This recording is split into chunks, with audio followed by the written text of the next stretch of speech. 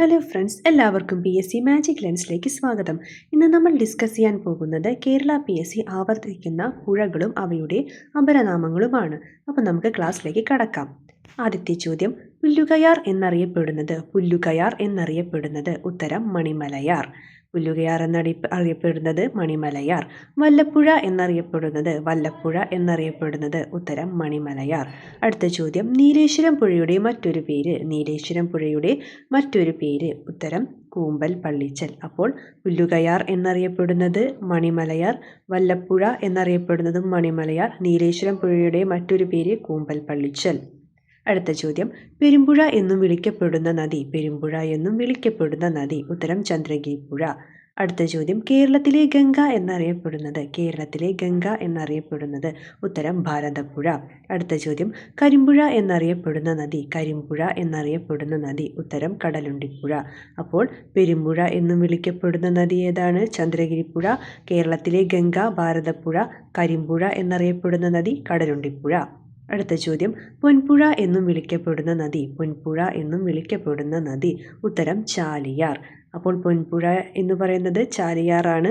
അടുത്ത ചോദ്യം, ആലുവപ്പുഴ എന്നറിയപ്പെടുന്നത് ഉത്തരം പെരിയാർ. അടുത്ത ചോദ്യം, കപില എന്നറിയപ്പെടുന്ന നദി ഉത്തരം കബനി. അടുത്ത ചോദ്യം, ദക്ഷിണ ഭഗീരഥി എന്നറിയപ്പെടുന്ന നദി ഉത്തരം പമ്പ. അടുത്ത ചോദ്യം, വണ്ണാത്തിപ്പുഴ എന്നറിയപ്പെടുന്ന നദി ഉത്തരം പയ്യന്നൂർ പുഴ. അപ്പോൾ വണ്ണാത്തിപ്പുഴ എന്നറിയപ്പെടുന്ന നദി പയ്യന്നൂർ പുഴ.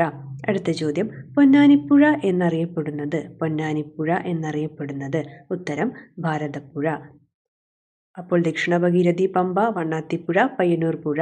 അടുത്ത ചോദ്യം, വിയ്യൂർ പുഴ എന്നറിയപ്പെടുന്ന നദി ഉത്തരം താണിക്കുടം പുഴ. അടുത്ത ചോദ്യം, ഏലത്തൂർ പുഴ എന്നറിയപ്പെടുന്ന നദി ഉത്തരം കോരപ്പുഴ. അടുത്ത ചോദ്യം, കുയ്യാലിപ്പുഴയുടെ മറ്റൊരു പേര് ഉത്തരം തലശ്ശേരിപ്പുഴ.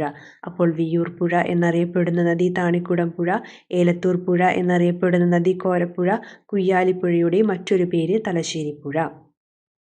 വിയ്യൂർ പുഴ, താണിക്കുടം പുഴ, ഏലത്തൂർ പുഴ, കോരപ്പുഴ, കുയ്യാലിപ്പുഴയുടെ മറ്റൊരു പേര് തലശ്ശേരിപ്പുഴ. അപ്പോൾ ഫ്രണ്ട്സ്, ഇന്ന് നമ്മൾ കുറച്ച് പുഴകളും അപരനാമങ്ങളെയും കുറിച്ച് പഠിച്ചു. അപ്പോൾ ഇത് PSC റിപ്പീറ്റ് ചെയ്യുന്ന ക്വസ്റ്റ്യൻസ് ആണ്. അപ്പോൾ നല്ലോണം പഠിക്കണം. ഇനി വരാൻ പോകുന്ന എല്ലാ പരീക്ഷകൾക്കും ഈ ക്വസ്റ്റ്യൻസ് ഉപകാരപ്പെടും. അപ്പോൾ എൻ്റെ വീഡിയോ എല്ലാവർക്കും ഇഷ്ടമാണെന്ന് വിശ്വസിക്കുന്നു. അപ്പോൾ എല്ലാവരും എൻ്റെ വീഡിയോയ്ക്ക് ലൈക്ക് ചെയ്യണം, കമൻറ്റ് ചെയ്യണം, ഷെയർ ചെയ്യണം. അതുപോലെ തന്നെ എൻ്റെ ചാനൽ സബ്സ്ക്രൈബ് ചെയ്യാനും മറക്കരുത്. അപ്പോൾ കൂടുതൽ കേരള PSC റിപ്പീറ്റ് ചെയ്യുന്ന ക്വസ്റ്റ്യൻസും പുതിയ SCERTയിലെ ക്വസ്റ്റ്യൻസുമൊക്കെയായി നമുക്ക് അടുത്ത വീഡിയോയിൽ കാണാം. Thank you.